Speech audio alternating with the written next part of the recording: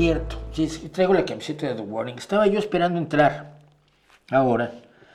Y como es la semana en la que se cumplen 6 años de que se lanzó uno de los álbumes esenciales de The Warning, que es Queen of the Murder Scene, para el que yo tengo planes maravillosos y algún día puedo hablar con las chicas otra vez, que siempre tengo ganas de repetir, o no repetir, de hacer una segunda entrevista, en la que ya dije que van a ser estrellas del rock, ahora ya lo son.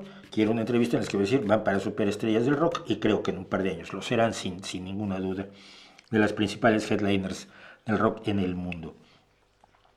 Pero headliner es el que hace los conciertos grandes en estadios.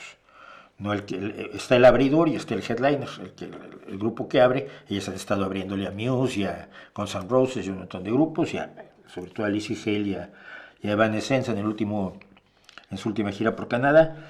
Pero luego serán para las que otros grupos abran, siendo ellas las que están llenando estadios o salas enormes, ¿no? Salas enormes como las que como el Auditorio Nacional, que lo van a llenar 3 veces ya, porque hicieron un nuevo concierto.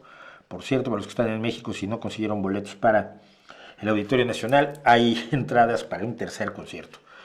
Bueno, todo esto lo digo porque estaba yo esperando y estaba yo viendo mi teléfono, el Instagram, y oigo una de estas cosas que hacía Dani. Yo creo que ya no lo pueden hacer por la cantidad de trabajo que tienen, pero que con su guitarra electroacústica, la Fender esta rara que tiene, se pone a cantar Psychotic, una de las canciones precisamente de Queen of the Murder Scene, al teléfono.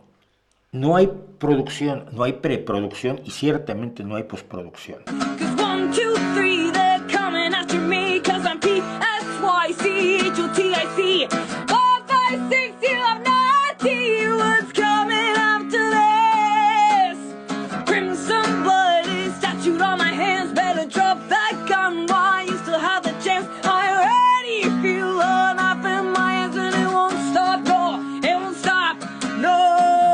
Y dejé un comentario.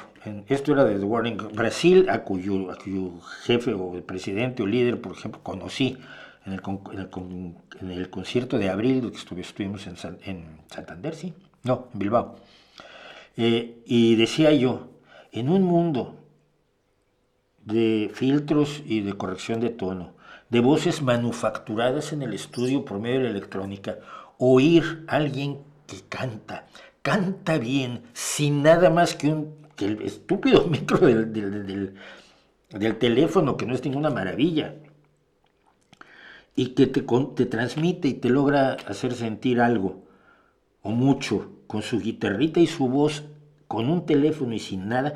Hay gente que está supuestamente sacando cosas del teléfono y que están postproducidas, y que están con corrección de tono, y con reverberación, y con 3 filtros, y con 4 ecualizaciones. Y te te quieren hacer creer que están cantando en vivo, y no es cierto. Y Phil, el de Wings of Pegasus, constantemente los denuncia, porque es un timo. Esa no es tu voz, no me vendas esa como tu voz, porque no lo es. Pero la voz de Daniela, la voz de Alejandra y la voz de Paulina son sus voces de verdad. Sí, tendrán reverb y tendrán una ecualización, pero no se han fabricado partes de la voz que no salgan de ellas. Y eso se agradece mucho. No son las únicas, por supuesto, hay muchos artistas enormemente honestos, pero hay muchísimos artistas profundamente deshonestos que me tienen hasta el gorro.